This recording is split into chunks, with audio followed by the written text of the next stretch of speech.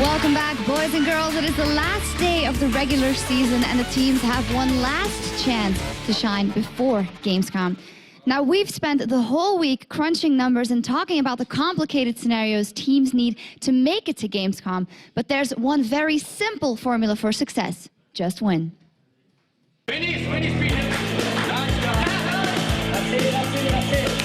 Well, right now, Lemon Dogs is in, Media Maker is out, and we are 6 teams fighting for these 5 spots for Gamescom. Of course, we just want to be top 6. We would feel way more accomplished in the season if we could get a 3rd place. I didn't expect anything for the Super League. All I wanted to do was do our best, focus on our games, and just get better. And I wanted to get the best we can and just survive. No, we just have to win. Maybe we get even 3rd place by that.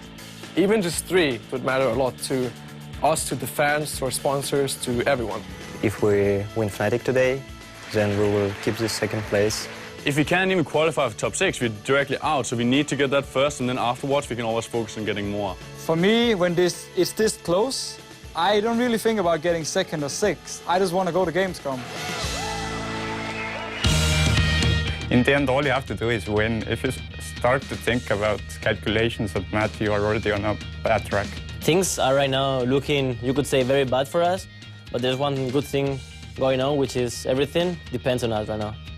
I think every player in the world who is part of a competition wants to have his own destiny in his own hands. It's like if you win, then you deserve it. If you don't deserve it. And I don't want to depend on other teams. It's a relief being in this position where you control your own fate and you don't have to depend on any other outcomes from any other matches anymore.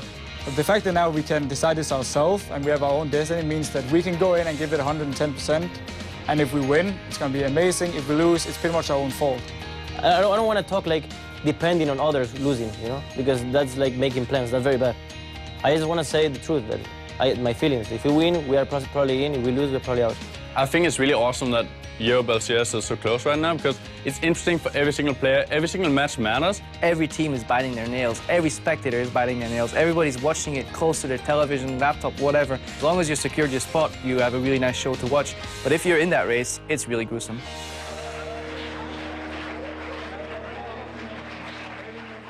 Time to find out who will win in this next matchup between Team Alternate and NIP. It's time to go over to D-Man and Quickshot for our 2nd game of the day. Thank you very much, Shox. As always, welcome back, ladies and gentlemen. It is time for Ninjas in Pajamas to face Alternate. Both of these teams are sitting on 13 wins and 13 losses, and Alternate currently hold the head-to-head lead of 2 wins and 1 loss. So obviously for this match, it's extremely important, and I cannot stress how much both of these teams want to win. But for NIP in particular, they'd be looking for the victory here, as a tie in the head-to-head would give them at least 1 more rematch if there is a tiebreaker for 6th place.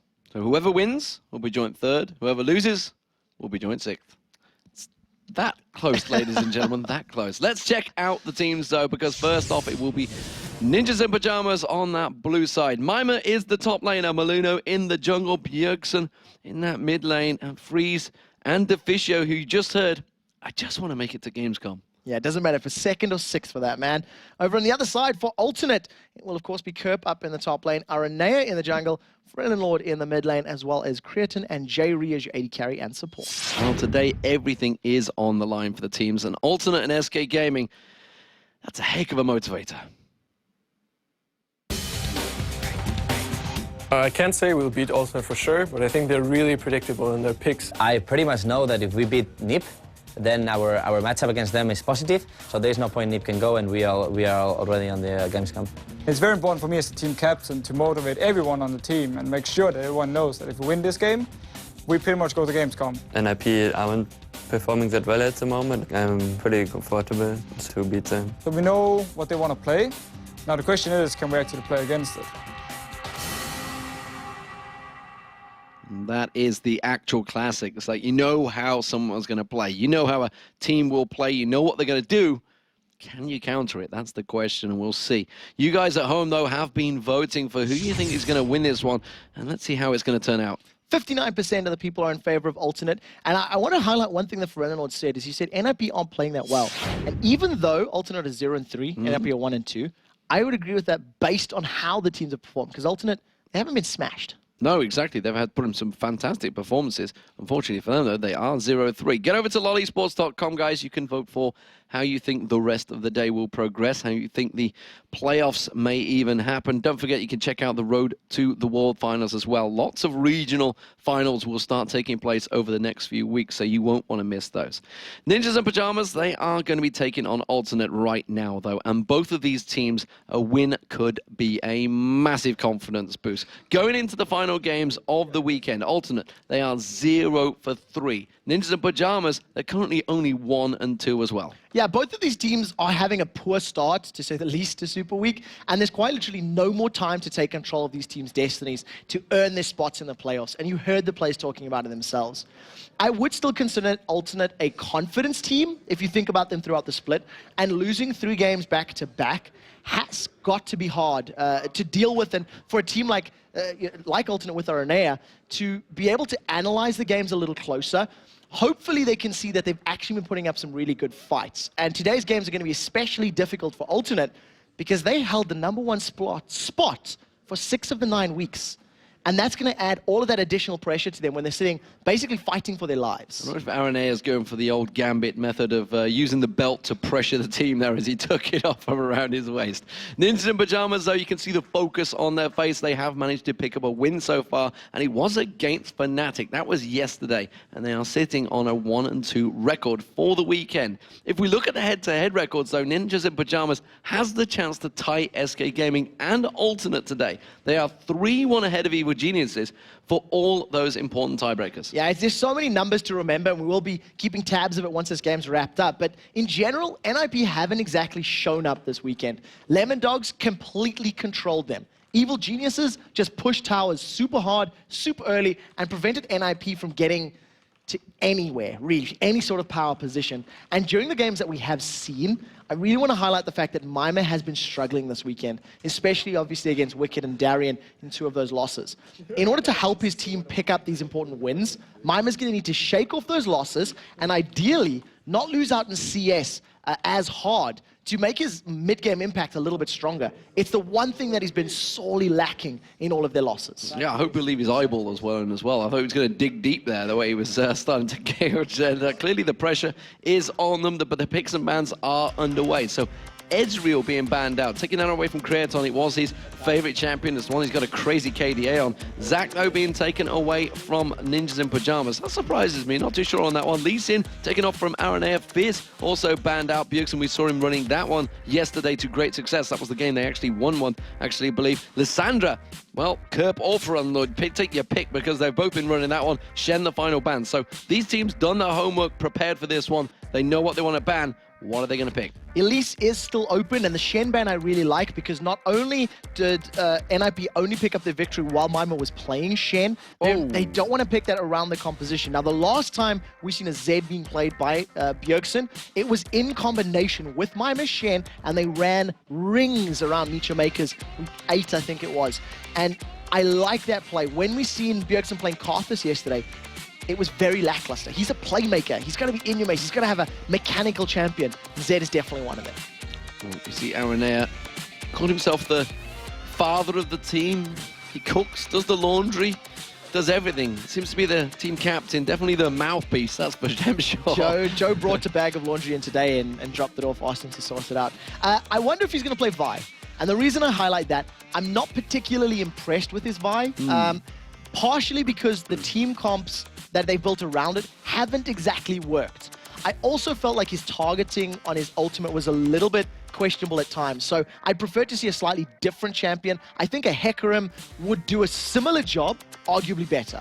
Well, I could have put money on Maluno locking in Jarvan straight away.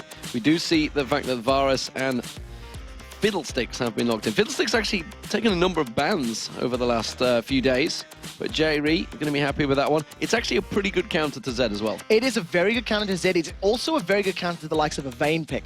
Because that fear from the Terrify is just so strong, you can just throw that on, lock Vayne up for a couple seconds, and then immediately focus her down. So I like that pick. It's also going to dissuade Freeze from maybe going that route. With Zyra being locked in, I wonder if they're going to maybe even go for a Zyra-Ashe combo, which has been sort of all the craze in the last couple of weeks, both NA and in Europe. Well, you talked about the Vi. It has been locked in. I'm a little concerned, but on the same token, what I'm currently seeing from NIP, it can work. Zed, if you can lock him down, you've got the Fear, you've got Assault and Battery, it's a single target. That's good. I want to see what other carries NIP have to offer, because if there's a bit more AoE thrown into this mix, Vi a little less effective against obviously multiple targets. Can he dodge Assault and Battery with Living Shadow? There's nothing you can do. Once Assault Battery locks on, you're getting chased down. You sure? 100%. He can get away from the Requiem. 100% certain about that one. If he's going to time it... I want to see Vi going, chasing him around. There may be a possibility of like a reroute and then slamming into the ground after, but I'm pretty sure he'll chase until the ability lands. Yeah, we've just given a couple more YouTube drunken videos there I'm as well. fairly certain somebody's tested this myth and is basically yelling, saying it's so obvious. But yeah, we'll find that out shortly. Okay, so Yorick being picked again for Mima. That means it will, of course, be Bjergsen on the Zed. And it's going to be the Caitlyn-Zyra combo this time around. What will be the final pick here? It will be for the top lane, and it's going to be against the Yorick.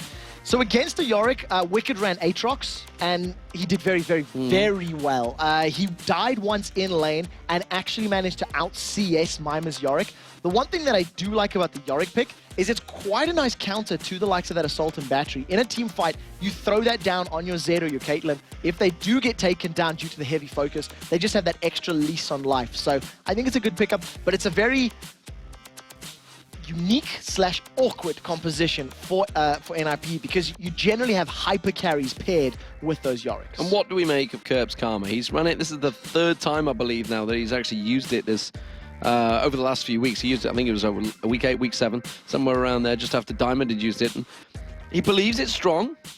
How do we feel? The utility that it brings to the table is absolutely brilliant. And when you've got utility from Karma, you've got utility from Orianna, the chasing potential is terrifying. You've both got 2 AoE team-based speed-ups before you've even built in a Shurelya's Reverie. So chasing, peeling, running away, it's a very good combo. Both of these teams have got slightly different forms of damage where they're going to be coming out. And I think there's a lot of pressure on both teams' AD carries in this particular matchup. Well, there is Ninjas and Pajamas. We've talked about the pressure that was on Fnatic. Let's talk about the pressure that's on Alternate and NIP because these guys are tied 13-13. Someone will be leaving this game in around about an hour's time. I'm going to be generous. Give them a lot of time. Someone was going to be 14-13, tied for 3rd place alongside Eva Genius and Fnatic. Someone is going to be 13-14, tied with SK Gaming. It is that close, ladies and gentlemen. There's only 5 more games remaining. 2 more games remaining for both Alternate and NIP. The destiny is very much in their own hands. We'll have to see how this early game goes because I do feel like both of these teams have got very snowball-heavy compositions, and if they can get a little bit of an advantage, they have the ability to extend that very, very far. A lot of pressure is obviously going to be on Deficio in this game as well. He was quite vocal about his Nami play over the course of the weekend, and he was saying that basically he felt he had his worst Nami game ever. He switched over to Zyra for this game, and against a very mobile team with a Karma, with an Orianna, with a Fiddlesticks, who wants to be jumping at you and cacawing all day long, those Stranglethorns and Grasping Roots could win team fights single-handedly. Why, Nunu, why? That's all I'm hearing when I hear cacaw. It's the famous hotshot GG, which is no longer a player in the LCS, it's sad to see. But COG TSM, we can talk about it. I feel 24 hours is not quite enough. I want to get closer. North American LCS, we're going to talk about that later, ladies and gentlemen, because I want to see if this is going to actually break into a fight. Alternate looking to go deep here. They want to get aggressive. They're throwing out everything in towards that bush, but unfortunately for them, NIP are not there, and they are going for the counter. So what we did see there was a nice play from Kerp. He popped that Mantra charge from his ultimate onto the Q, the inner flame, and it gets the AoE slowdown. So if anybody had been in a defensive position, they would have been caught out, and it would have allowed them to get some more CC on them and possibly kill them. NIP, very, very defensive, but thanks to seeing all of Alternate invading, they've actually got more deep wards than what Alternate currently have. Yeah, indeed. They just went aggressive on that one. All they did is put a singular ward down. I'm sure they know that the fact there is one in that bush, one at the red buff.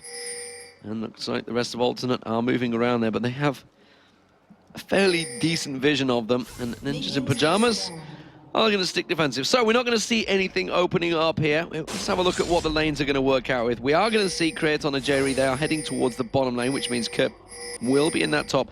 We should mention actually that Kurt picked up teleport as well towards the end there, so he's got teleport flash.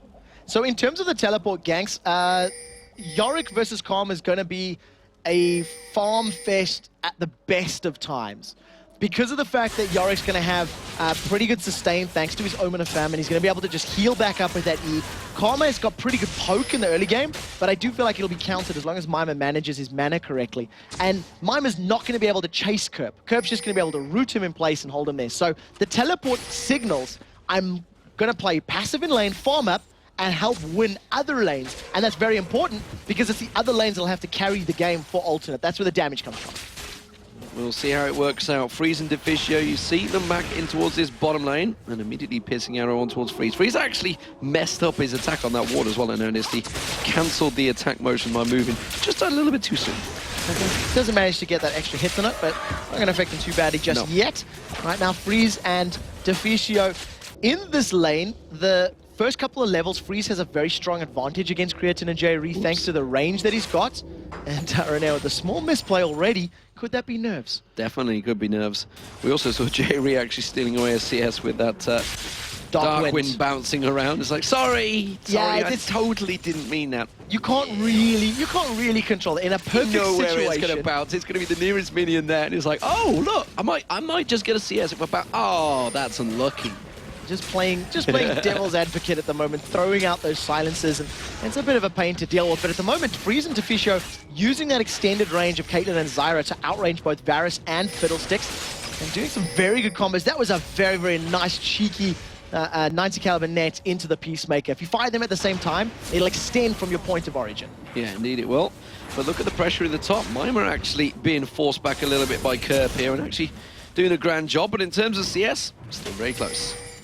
Yeah, Mima's just going to... he's waiting for a couple of levels to get that Omen of Famine leveled up. He hasn't even put a single point into his Omen of War, the Q, because he needs sustain to deal with Kerp's, long-range harass and long-range poke. But as we said, there's no real kill potential there. The mid lane, as we're getting closer and closer towards 6, that's the one where I think things could get very explosive very, very quickly. Well, speaking of kill potential, Aranea was trying to find a kill in that bottom lane, but unfortunately he dashed straight through on towards one of Deficio's plants, which gave him full vision of that one. Maluno, he's heading towards the mid lane. He wants to look at getting aggressive on Ferelden. Bjergsen's pouring a bit of poke down on towards him. And he's playing this one very cautiously. Started out with the Doran's Ring though. He knew he was going to be up against AZ in that mid lane. Didn't go for the cloth armor. So very, very conscientious play. He realized that he could take advantage of his range on the ball and allow the ball control to play as a buffer between himself and Bjergsen Zed. In addition, we've seen Bjergsen Zed so often, we know what to expect. Right now, can Maluno get a knock-up? That is the real question, because Creatine, that's 210 HP. He's in trouble. He's in trouble. The Dragon Strike comes out. Not quite enough damage on Creatine, though. One little poke, but it's a flash burn. And a very good fear from J-Re. He managed to avoid Maluno getting that auto attack. I think if Maluno had got the auto attack down, plus the passive HP damage, it may have actually been enough to kill Creatine there. Indeed. Let's see how it works out for them. Meanwhile, in this mid lane, we've seen some pretty impressive play from Bjergsen Zed over the last few weeks. And unfortunately for him, he's having to start to carry an NOP once again. He is the carry mid, so it's kind of his job anyway. But for Renlord, how many times have we seen some great shockwaves from him?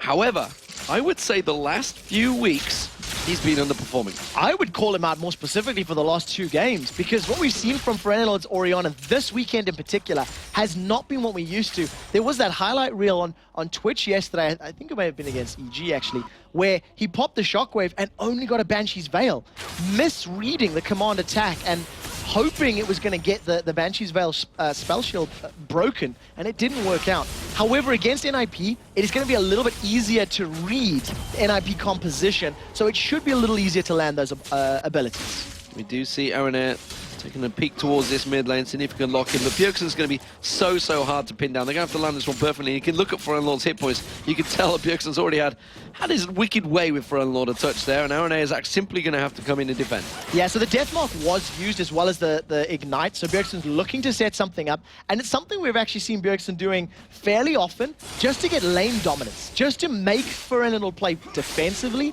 force him to miss, force him to miss a couple CS, and make him panic about his positioning.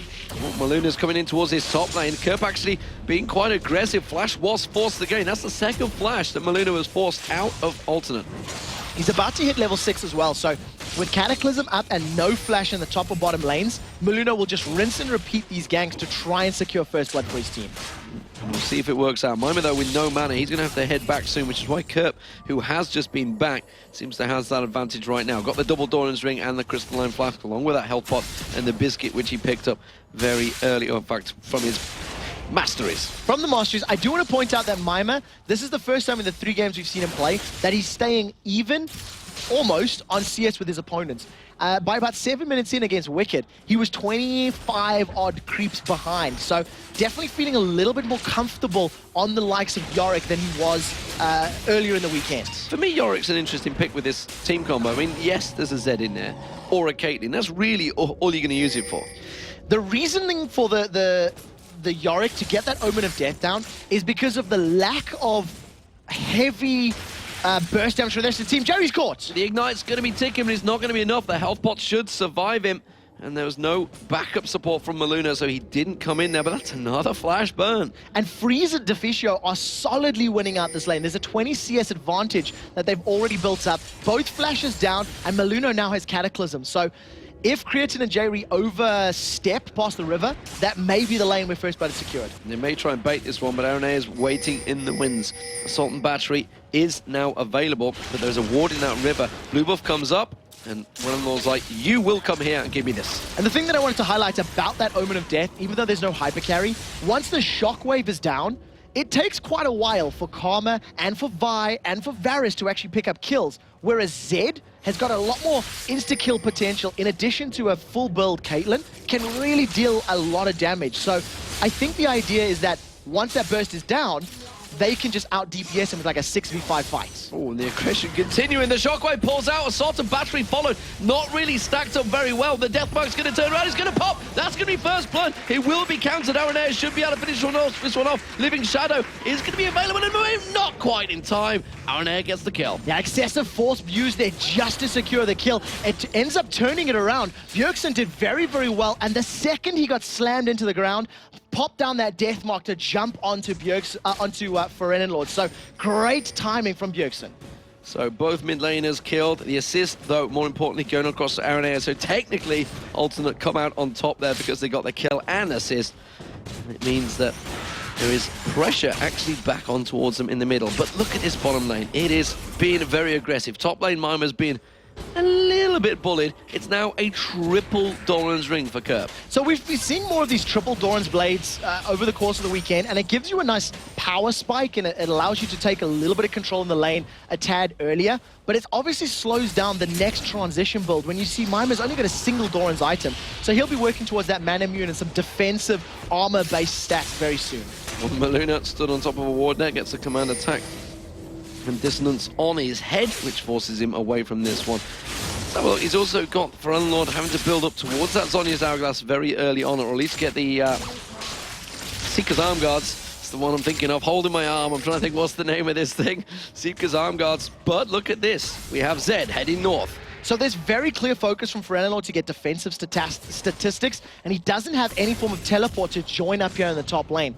Deathmark is available for Bjergsen, so we'll see if he thinks he can take out Kerp. Remember, Kerp's got a little bit of extra HP thanks to those Doran Rings, and here he goes. He's trying to run away from this one. Bjergsen's going to go aggressive. Is it going to be enough, though? Deathmark popped. It's going to catch on towards him. Not going to be anywhere near close enough, though. Does put a good burst of damage down on him, but he buys time, and actually, it's a lane swap coming in here. Mima's heading down the river. The two members of Alternate, Aranea and Ferenlord, doing good work on this tower. They're going to take it down. Oh, the tower's still up. Is it going to be enough? Oh, the Cataclysm comes out. Ferenlord has got Shockwave, uses it on towards Maluna. He's going to get dropped. The teleport coming out here. Will it be enough? Ferenlord's going to escape. The Ignite will take him down. Defensive ball. Is it enough to save him? No, not quite. Mima now getting locked up, but Aranea is going to try and get away from this one. Dashes out there. Bjergsen gives chase, hasn't got his ultimate available, can't capitalize. That was a 1 for 0, but more importantly, the mid turret went down when Bjergsen went walking. Very good counterplay from NIP, but they managed to get the teleport. It's not over yet, as Deficio and Freeze are sitting on this bottom lane tower, and here comes Kerp and J-Ree with Crowstorm. Catching on towards Deficio, the slow goes down, Flash already coming out. That's a great grasping route. Kerp in all sorts of trouble. Stranglethorns bounces him up there. Freeze will finish him off, but now he's in trouble. The party time J-Ree not quite catching on towards him. Freeze does get exhausted down, and Kraton picks up that kill. It's another 1-for-1 trade. They traded 1-for-1 and they didn't take the tower down. So Alternate once again playing, moving around the map, roaming, and that utility jungler of or top laner of Kerp, like we talked about, he is being used to pick up kills in other lanes because he cannot kill Mima. Thanks to the kill onto Freeze, now Alternate have a numbers advantage as they start Dragon. The game opening up a little here, and see if this Dragon does get picked up. We see in the mid lane, Ferenlord and Bjergsen are both heading down to this one, coming up from the top. The bottom, sorry, is Maluna and Deficio. It will be picked up by Aranea, but Aranea are in trouble. Defensive pull used, he tries to dash away from this one. Then that's a great catch from Maluna on towards Aranea, the Ignite running. I'm not too sure they've got the damage to close this one out. Deathmark on towards Ferenlord, he's gonna pop, uses the shield. Great turnaround there from Alternate. It is gonna be another kill picked up by Kraton. Once again, trading 1-on-1, but Alternate getting the global objective, therefore coming out ahead with a 300 gold advantage. And the thing that we're seeing in both of the ganks, if you cast your mind back 3 minutes, when Bjergsen picked the fight with Kerp rooted him in place and prevented Bjergsen from dealing damage, and his death mark was a meh mark at best. And there in the second time, being thrown onto Ferenlord, and the fear comes out of J-Ree, and that put him in trouble. Mima and Kerp trading, but there's no kills here. So far, the versatility of Kerp, it seems to be working well on Karma. And the Mima, well, getting down there and trying to help out hasn't really impacted as much, despite the fact he picked up a kill. Let's not knock that. 4-3 currently to Ninjas in Pajamas. They have the kill advantage, but they do not have the turret advantage. And look at this, once again, Aranea waiting in the wings, can't go towards that bottom turret. There is a trap in the bottom bushes, so he might step on. There is one thing I really have to highlight because of the fact that Kraton has had both of the kills out of Alternate's 3. He is currently 45, call that 50 CS behind that of Freeze because it's just how strong Deficio and Freeze were in those early levels. They forced J-Ree and Kraton back, and because Fiddlestick's Fear takes so many levels to become effective, it meant the early game is completely in favor of Freeze and Deficio. The thing is, the kills have kept the gold even thanks to Kraton securing them. As you can see, Aranea looking for a gank. He is taking a walk in towards the bushes. There's a trap just at the end there. Jafili's going to step on any moment now. He's dancing around. J-Ree shows himself. He's in pajamas. They're pinging and they're saying, pretty sure there's someone here. Tribush has a Maluno in it now, so it's actually a 3-for-3 in the bottom lane. Teleport not available for Kerp. He's not going to join in. Aranea's gone. Oh, J-Ree's staying. He's going to be on his own, doesn't matter. Maluna's backed off for red. Yeah, at this point in time, Alternate were too far down the lane, and it's actually kind of good that Deficio's grasping roots had missed Kraton or J-Ree, because if those roots had landed, Freeze and Deficio may have picked a fight that could have backfired. So, at the end of the day, a missed skill shot there actually may have saved their lives. We have returned back to these standardized lanes, with Alternate having 1 tower advantage and a single dragon advantage as well.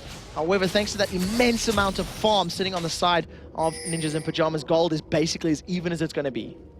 Yes, the pressure situation continues. Just 100 between these two teams in terms of gold, despite that tower going down early on.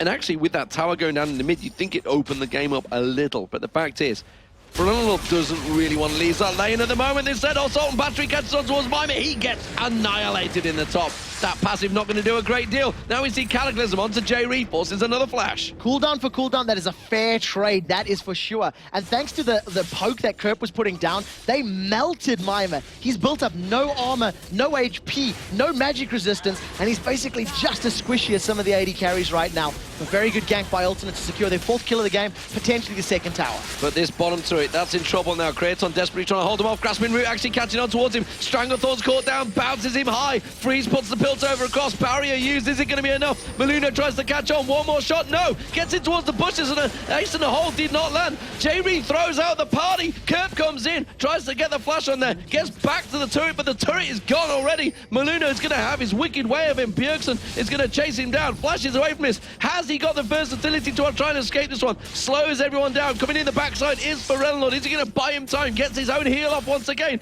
And another heal. Gets in the bush. Tries to speed up. Gets the slowdown on Bjergsen. And finally, they get the kill on Kerp. Brilliant play from NIP. They pick up 2 kills and a tower. Now, J-Re actually saved Creatin's life by fearing off Freeze, so he never got to channel and fire the ace in the hole. Unfortunately for Kerp, he didn't look at the HP of the tower, and he got dropped. Ferelnord's in trouble. Deathmark on Ferelnord. It's going to pop him. He's going to be squishy. There he goes. It's another kill for Bjergsen. He's 4-2-0 right now. Now, if Bjergsen can continue to do that, finding kills while targets are alone, it's going to play into their favor. And the benefit that NIP has as a composition here, NIP can stay as a 4-man unit and let Bjergsen split push alone as Zed.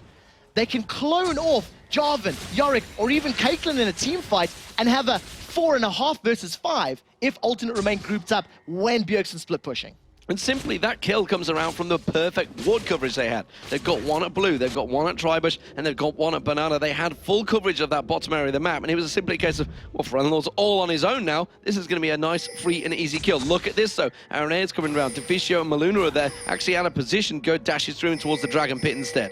So he manages to get out cleanly. They've got now a little bit of awareness of when that red buff is going to be started, and maybe Alternate are going to decide to challenge. Alternatively, that could have been Vision being put down in preparation for the next Dragon.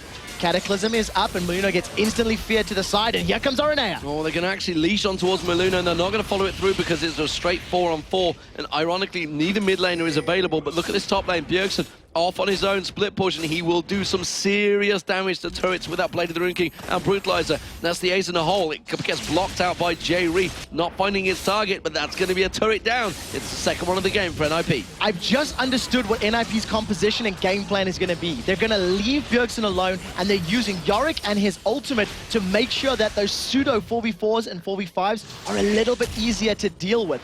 Bjergsen is going to try to do to Alternate what Fnatic did to MYM. Play the map, get the towers, get the objectives. Getting the numbers as well, and actually he's sticking around in the top lane, stayed in the bush. Kerp came down, thought he got rid of free time, and gets back on towards that inner turret. Bottom turret's going to go down. Ferelnord trying to do a similar thing. Hasn't really got the tower push ability. Maluno being taken very low here by Aranea. He's going to have to give up chase, as you can see the rest of NIP reacting to him. At this point in time, there's nobody that can really deal with the burst that's coming out of Bjergsen. So Alternate have to try and find some way to control the split push or to force objectives. A 4-man NIP are looking at... There goes Crowstorm. Crowstorm comes out, simply forces NIP back. Is it going to be enough? The rest of the top team, Bjergsen actually closing in. J-Re, where are you going? He's dead. Chain of Corruption comes out. No, he's not. Defensive ball. Stranglethorn's not going to catch on towards him. A fantastic Chain of Corruption. Kraton returns the favor of saving his support's life. And because Freeze had used the ace in the hole earlier, he wasn't able to use it when a kill was available. Now, even though Alternate picked up Dragon, it has allowed NIP to group up in this mid lane, and with a minion wave not far behind, they may stick around to try force the tower. Doesn't look like Alternate they're going to allow it. They're going to defend and force them back. It's only J-Re that went back here. Kraton's farming out those wolves. So, let's take stock of the situation. 7-4 in kills. Still just 400 gold between these two teams. That is a dragon apiece, I believe, and may even be an Alternate that's got 2 dragons so far. It's 3-2 in turrets. That inner top turret, I'd like to take a look at that and see how much damage that Bjergsen actually got on towards it. We didn't quite get a glimpse because he was pulling a lot of damage down. He took it below half health, so Bjergsen's done some good work in that top lane. At this point in time, it's up to Alternate now to start grouping up and trying to use their superior utility and team fights to prolong team fights and focus targets down. However, the most important thing about a fight for Alternate is to keep Creatin alive. If Creatin goes down at any point, their main source of damage is finished. Even though Ferelnord's got his Zhonya's Hourglass up, it's not quite Shockwave insta-kill all of NIP potential just yet? Just yet, that is the question. With the Zhonya's Hourglass on Lord, that's going to discount Bjergsen's ultimates, and that's going to work out well. With J-Ree, that's going to discount his ultimate as well. So actually coming to a team fight, they could control Bjergsen, but Bjergsen doesn't want to be in that team fight. Yeah, and Bjergsen's focus isn't actually going to be Kerp or Lord. He really wants to remove Creatine from the map. It's Creatine that is the real consistent damage over time threat that they're worried about. So we'll have to see how easily he can get in there, as Bjergsen is almost going to get caught out. RNA realizes he can't take on somebody who's 4 levels above him. No, charging up his fists and thought, this is probably just going to bounce off him, honestly. But look at that turret. That's what I was talking about. The damage that Bjergsen's done there. He's been working away on this one, and that's actually buying NIP time. Look at the mid lane now. You can see there's only 2 members of Alternate here. They're going to have to give up on this one. Kraton is going to come back in. They're holding on for as long as they can. Now, Alternate are doing a little bit better at dealing with the composition. RNA is caught. Deathmark in there, but Assault and Battery works wonders. And that actually, on the tower, Bjergsen took more damage than RNA. Yeah, and now that you see Lord coming up, he's forced to back away. But since Lord got pulled backwards, they're going to put damage in the mid lane and maybe get this tower now. Surprise party, Fiddlesticks. Not really a surprise, that's for sure. But they expected Jerry to be coming out of that bush. Lord got around there. This turret is holding, though. It is standing. It's like Zulu in the middle. Now, what Alternate are currently doing is answering the composition of NIP. They're saying stack when they need to, and they're leaving the champions that can deal with Bjergsen as and where applicable. They were unable to do this against SK Gaming, whose teamfight team shut them down. So Alternate definitely showing signs of improvement. However, the moment Kerp shows his face, this may be the go signal. He does have teleport available, so keep your eyes on Maluno. He does have Cataclysm up. They're going to have to either force something in the mid lane or defend, like you say, that top turret. We see Aranea and Lord going up there. I tell you, this is brave stuff. Kraton and J-Ree feel they can hold out this middle turret against a 4-man NIP. This time they are backing away. That middle turret is going to go down. No minions. Or is it? Because Alternate are still holding on. There's no minions there, and with the Blade of the Rune King plus that BF sword, Creatine is destroying the minion waves basically before they get to the tower, and it's so important. Assault and Battery is going to be up in 10 seconds for RNA in the top lane, so he'll be able to defend that tower for a little bit longer. The thing is, we talked about how much of a level advantage he has over an RNA, but look at RNA, he's built as a tank. He is a tank, so he's happy to actually go toe-to-toe with Bjergsen as long as he's on that turret. It's his job right now, and with those excessive force, auto attacks splashing damage under the backline of the minions, we can see RNA is able to kill the minion wave. Teleport from Kerp. He tries to bait him in, and he may well have worked here. Bjergsen forced in towards the bushes. Is he going to have enough to try and get that Living Shadow away? No, he gets slowed by Kerp. I don't think they're going to have enough. Kerp's going to be able to leash back onto him if he can land it. Meanwhile, the middle, Stranglethorn's on for Lord. He's forced away. They're trying to get the aggression down. Chain of Corruption on towards Freeze. Freeze takes the tower. It has to cleanse away. Mima backing away from this one. Back to the top lane. Bjergsen has managed to escape. Got that second Living Shadow out despite getting leashed up by Kerp. The most important thing about that, NIP lost a 4 versus 3 fight in the mid lane. Thanks to the Shockwave and the Chain of Corruption coming out of Creatine and Lord respectively, they prevented NIP from not only taking the tower, but from securing any kills at all. Wow, I feel Michael Kane is stood in that middle lane right now and giving out the orders, holding off the waves of ninjas in pajamas, keeping them at bay. And look at the gold. Bang on even. 7-4 in kills, that doesn't seem to matter. 3-2 in turrets, that doesn't seem to have an effect because this is holding ground. 24 minutes gone in this game. Remember, this is for a place in the playoffs. Both of these teams at 13 wins, 13 losses. Both of them tied for 5th place. Someone's going to move to 3rd, someone's going to move to 6th. And then we have to have a look at the head-to-heads once that happens, because there's only 4 games left in the day after this one. See RNA getting a little bit of vision down. As you can see, Dragon's going to be respawning in 30 seconds, and it's something that RNA has done 2 or 3 times this game already. He takes some of those wards, gets some vision in and around the Dragon Pit, and sets it up for Alternate to contest. Right now, though, it's NIP with a vision advantage in that area of the map. Kerp having to go back to the top lane, keep Bjergsen at bay. Is it buying Bjergsen time? Is he leveling up? You bet your bootsy is. He's up to 17, still keeping that big advantage, but Dragon will be spawning, and the rest of Ninjas in Pajamas, they want to fight for it, which has pulled Bjergsen's attention, going for the blue buff, and I think he's going to head down towards Dragon afterwards. Yeah, at this point in time, Alternate could probably rush this one up and secure it. Grasping Roots does not catch on to J-Ree, so there's no follow-up, and unfortunately, this is a 4 versus 5 until Bjergsen's there. Alternate are aware of it as they ping them out. They're trying to rush it down, but Ferelnor's been caught out. Hasn't used the Shockwave yet. He's holding his nerve, and that's going to be Maluno. The Shockwave only catching on Deficio. Stranglethorns, meanwhile, bounces up 3 members. J-Ree gets caught. That's the death mark onto Kratos. Bjergsen is going to try and get it. He finishes it. Picks up a double kill. Ferello gets in. It's a triple kill. Aranea is going to get taken down. Bjergsen gets a quadra kill for Bjergsen. Comes in like Superman. Absolute decimation from Bjergsen. He jumps in there, throws out a bajillion shadows, slashes through everybody. And because the Stranglethorns knocked up so many members of Alternate, there was no one to lock Bjergsen in place. He joined the fight late. There was no Crowstorm, and there was no J-Ree available because he died so early on. And not only that, he's going to get the Dragon for his team. He's going to take the inner turret in the top lane as well. Bjergsen doing wonders, picking up Ninjas in Pajamas, carrying the entire team on his young shoulders. 8 kills of his team's 11 right now. He's currently sitting on 2,500 gold as he starts to recall and build even more damage. Last Whisper completed, and we'll just have to see how quickly he can destroy people, because even with those Zhonya's Hourglasses, it wasn't enough for Kerp and Ferello to stay alive. They just couldn't time it right, and once Kraton, like you said, went down, that was their main damage source down. He wasn't protected enough, and there wasn't a lot of protection. We should talk about the Shockwave. We mentioned it early on, how Ferello hasn't been catching the key situations. He uses on Mima. Not a great deal of damage coming out here. The fear from J-Ree is going to turn him around. They're going to have to throw a lot more at him, and Bjergsen is back once again. J-Ree just gets melted. Deficio steals the kill nevertheless, but it doesn't matter. We saw all the damage coming out. Zhonya's Hourglass. He's on the tower. He's on the tower. Bjergsen's going to get caught. Doesn't matter. That's going to be the ghost of Mima using help. Kangat's gone towards Bjergsen. Kerp's going to get dropped. Zhonya's Hourglass bait. Is it going to be enough in time? No. Wow. He gets himself another kill. Bjergsen is on fire. He manages to get a kill and 2 assists, plus secure the tower for NIP. Freeze has been untouched during the course of that fight, and Ninjas in Pajamas are now on the inner middle turret. We talked about the Ghost of Christmas Past from Mima's Omen of Death, and that is how they plan to use it in every team fight. It is working perfectly. Ninjas in Pajamas, it was an assault on the middle. It was a battery from Alternate to keep them away, but it's Ninjas in Pajamas that are now beating down the door. Chain of Corruption on Deficio. Stranglethorns used in full defensive formation. Ace in a hole landing on Kraton. They could turn this one back around. They have to be careful. The death time is still up on Bjergsen, so they feel safe right now. Ferello Lord and the rest of Alternate need to realize that NIP will jump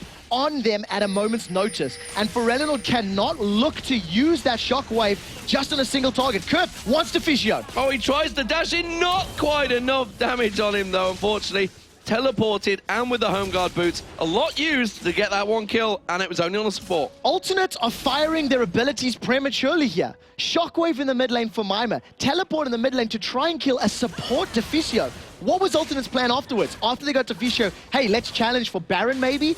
Against every single damage dealer of NIP? I'm not sure what they're doing in that situation, and it could just be nerves. It could just be pressure. This is Alternate on the cusp of going 0-4. You see that, J-Ree, well, he's biting his nails, he's wiping his forehead. The pressure almost certainly is on Alternate right now in the bottom right-hand corner of your screen. 14-6 to Ninjas in Pajamas. It was so tight. It was equal in gold, and Ninjas in Pajamas have picked up this game and run with it. It is not a snowball, it is an avalanche right now. Let's be honest, Bjergsen picked it up and threw it as hard as he bloody well could. Managed to just get so much momentum now for NIP. And with the pickup of the Quicksilver Sash, the fear is no longer going to be a problem. The silence is no longer be a problem once he throws himself into a team fight. And you know, once he does die, he's just going to come back with the Omen of Death and continue tearing through Alternate. However, if he dies, there is nothing left for NIP to fall back on. So always remember that. Always remember, if Bjergsen goes down, what else are you going to do? He's got all their golds. I am not so convinced right now. I think Freeze has now gotten to a point where actually he would do a lot of damage, because they've built so heavily with their Zhonyas, with the magic ability.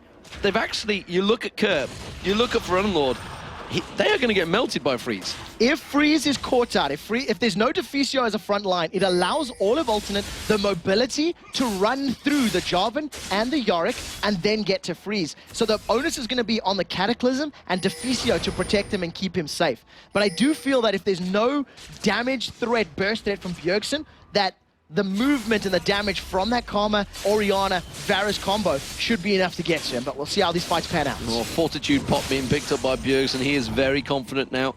He is cleaving his way through. He's already done a lot of damage to this turret. You can see this is what he'd done earlier on, all on his own. Freeze quite happy to tank it up while the rest of the ghosts take the hits.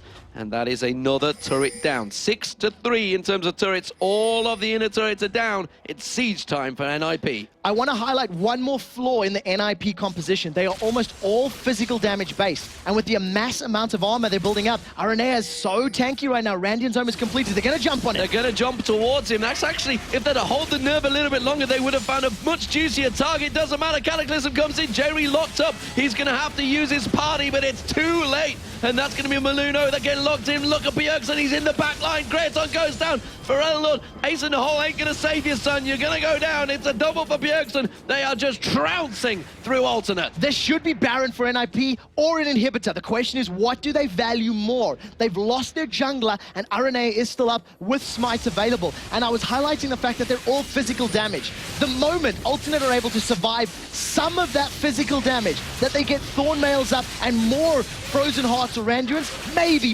But the problem is, they're not going to survive long enough to get to that stage. And that was... honestly, it could have gone worse for alternate. Aronair kind of... But the fact that he didn't check that bush gave his whole team a false sense to say, oh, it's safe. We can all walk down here. And surprise came out NIP, and J. Ree's Fiddlesticks wasn't enough to turn things around. Deficio 2-0-10. We mentioned the Stranglethorns earlier, how that turned it around. Again, he placed it in perfect position there, buying time for Bjergsen to just run on through the team. And remember that every time the NIP fights in these enclosed spaces, all of that splash damage from Bjergsen's perfect. He was stood right next to Forellenlord and Creatin, and when he was using all of his abilities, it hit both of them at the same time. That's double the damage at the exact same cost. And that's exactly what NIP want to be doing. Alternate ideally want wide, open spaces to run around in, use the utility that their team offers, and chase and run in, run out. So every time you're in the jungle, NIP have a strong advantage.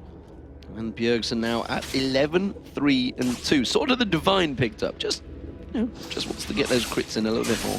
Just to make sure he really doesn't miss anything, miss those targets. And Ninjas in Pajamas honestly have full control of the map. They can go where they please. It's like a 5-man Mundo team. There is no one that can survive the damage he's putting out.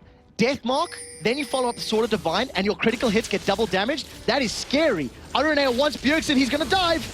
No, thought about it. He ran the other way. Yeah, I would. Dived away. I'd be diving the hell out of there, that's for sure. It's buying Ninjas in Pajamas time. They are starting to assault the bottom lane. Look at Deficio, look at Bjergsen. They're looking to try and find a pick off the side. Creaton would be a nice, juicy target if they could find him. Ace in the hole, just simply being burned out to use that cooldown, to keep the poke down, to keep the siege running on alternate. Every time they throw something out, they're not doing a great deal of damage on the turret. Curb trying his best to keep them at bay.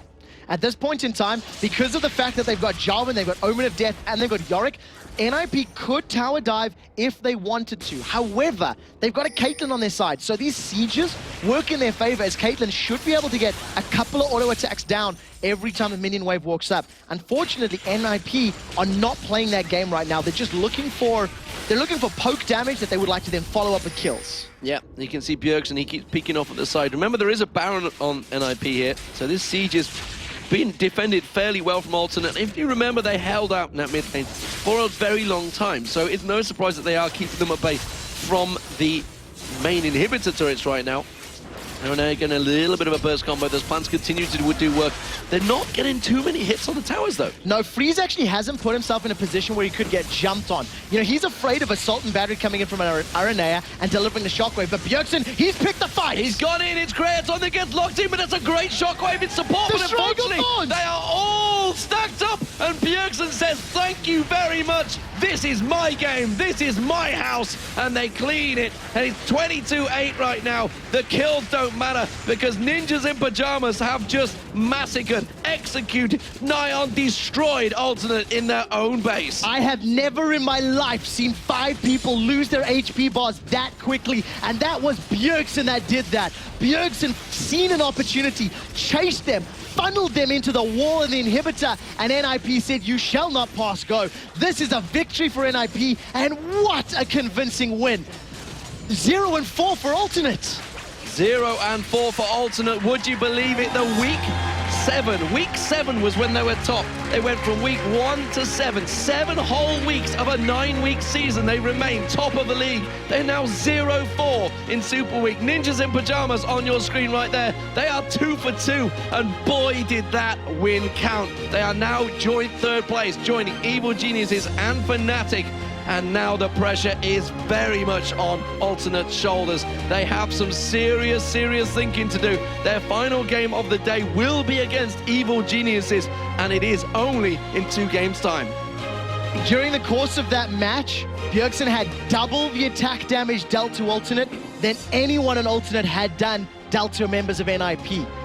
Such a convincing victory, and I was worried about the composition at the start until I seen them using it. It was Bjergsen all the way, split pushing until he was strong enough to win every single team fight. But you cannot discount how impactful Deficio's Stranglethorns were in every single one of the fights. Well, in all 3 of the fights. It was a Stranglethorns that allowed NIP to just shred through Alternates. I can tell you one thing. Bjergsen's not going to be getting Zed played aloud through End of bans story. again. End of story. Not a chance. And who do they play later today? My brain has just got shredded. SK. Versus SK Gaming. Ocelot likes to play Zed as well. Now, NIP have first pick in that matchup.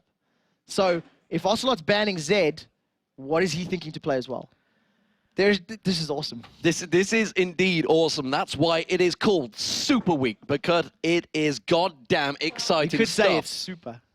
I wouldn't go that far. I wouldn't go that far, because that word is one of my... I hate that word. I hate super. I absolutely detest that word. Nevertheless, 4 games remain of Super Week here. Of the 20 that we've had so far, it is still all to play for. But Ninjas in Pajamas have put themselves in a very good position. And Alternate are now joint 6th with SK Gaming. I cannot believe I am saying that after DreamHack starts, after Moscow, after what they saw in Tenerife. Alternate have absolutely let it slip away. And they are one of the most jovial teams. We saw them with their boot camp. It seemed to be brilliant for them. Everything seemed to be in their way, and yet they've actually played great this Super Week, but a 0-4. Unfortunately, everybody else is just stepping up when they need to as well. And we've got this like super in-depth Excel sheet that we're currently working through. There were 64 options at the beginning of the day. It went down to 32 after game 1. We're now at 16 different variables, excluding all the tiebreakers and things like that. But we're currently working our way down to that final top 8. And hopefully a couple tiebreakers. We'll get to those standings in a few moments, guys. Don't worry. But first, we want to go over to Joe and Jason to take us through the execution of Alternate. Thanks a lot, guys. And, well, the execution of Alternate's probably right there. Yeah, I mean, I look at my notes right now, and every single line of what I've written down says Bjergsen, so that kind of gives you an idea of what happened in that game. Yeah, I mean, that whole quadra-kill thing was just absolutely ridiculous. I'd love to show you that again, but fortunately can't. But, you know, it was all about Bjergsen. First blood, that amazing turnaround that he pulled in there obviously got things started. Yeah. He just didn't stop. That was the problem. Yeah, actually, I talked to NIP last night, and I was curious, like, what are they going to do this game? They haven't looked too good this whole weekend, and Deficio was telling me, like, we're going to camp middle, and we're going to camp bottom. We're going to let Mimers step there. We want to get Bjergsen rolling. And that's exactly what they did. They got him on his Zed, which he's done so many times, so many outplays on it, and just killed middle as much as possible. And then when he had the ability to roam top lane, just sit there, and you saw Alternate, they tried to respawn. They sent up multiple people trying to kill him, and yet they couldn't make that happen. And his damage in fights, like that fight at Dragon where he did get the quadra kill, you just saw everyone on the team just get shredded down because they're all grouped up for his abilities. And as people keep saying, Bjergsen, he's kind of proven right there that he is one of the best mid laners in Europe, easily. It's not the first time that we've really seen him do that well on Zed either as well, which kind of surprised me that went through. Just one last topic there as well. We heard Trevor talk about Yorick and how we usually see him with the hyper carry as well. Bjergsen made himself that hyper carry there to the end, and, you know, you've got to kill him twice. Yeah, and the thing is, you usually associate Yorick's ultimate with an AD carry, but you don't really need to do that. I mean, like, any champion that can cast spells, you know, consistently, like Karthus, he's amazing for a Yorick ultimate because then he can die, get in a better position, die again perfectly right there kind of thing. But yeah, so when you saw Bjergsen go in, he would just get ulted when he was close to death, and yeah, you kill him once, but can you kill him twice? And Alternate didn't have the health bars, the defense, the attack to really do that. Well, solid win for Ninjas in Pajamas. We're going to head over to Shox, who sat with the man himself, Bjergsen. Absolutely. Thank you, Björksen. What a game for you. I don't want to say single-handedly carrying your team to victory, but it was a very impressive performance for you. So tell me, coming into this one, you guys, both Alternate and NIP, you needed this win so much. Tell me about the last moments before the game. How was the atmosphere of the team? What were you talking about? We were pretty much just preparing. We were all really ready for this match. We felt like this match was ours, and everyone came in with the mindset that if we played our game, we could win this game, and that's what it ended up with, us winning. And ever since yesterday's game against Fnatic, we were all just thinking about this game, preparing for this game, thinking out every single possibility that they could do, what we could do, and we were really ready for this match. Yeah, you say you thought that this game was yours, and you've also said in the clip before, I think it was the Fisho, the thing about Alternate is they can have they can be really predictable in their picks. Yeah. And is that also what you encountered when you went through picks and bans? Yeah, I felt really confident first picking Zed, because most of Relinord's champion pool don't really counter Zed, unless he had picked up something new, but I still felt like if he picked something new up that could be good against it, I could still handle it. So I felt really comfortable first picking the Zed, because we have a good idea of what they play in every single role, and they actually picked the exact mid jungle and top as we expected, and also support. So on that regard, we did really good expecting their picks.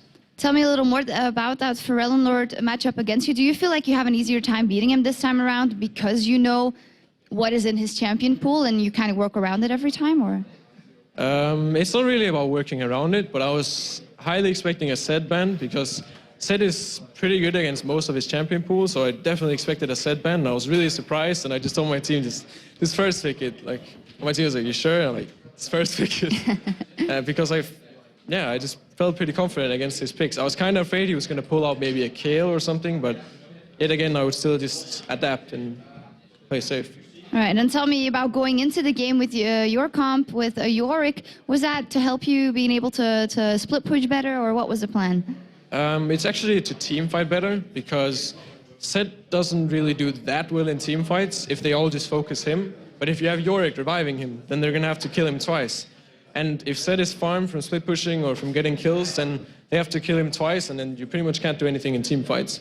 It's really simple. The Yorick just ults the Zed every time. There's pretty much like no thinking. Usually Yorick really has to think about who to ult and when to ult, but when I jump in, he just has to ult me, and he did that every time, and it pretty much won us every team fight. Yeah, and you snowballed really hard, and this was a very convincing win for an IP, and it kind of makes me wonder, what about those other performances lately that haven't been that good? Is it because you're now down and out, is this where you thrive? Just to know, we just have to do it, and we will do it.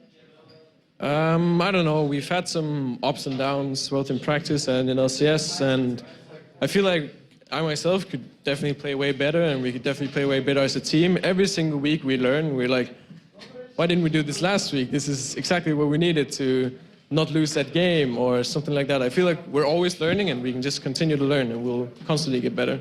Okay, so maybe if you learn a little more, you'll get a pentakill on Zed next time? Hopefully. Maybe. Thank you very much, Björksen. All right, we're going to take a breather, but we'll be back with Meet Your Makers versus Lemon Dogs in 6 minion waves.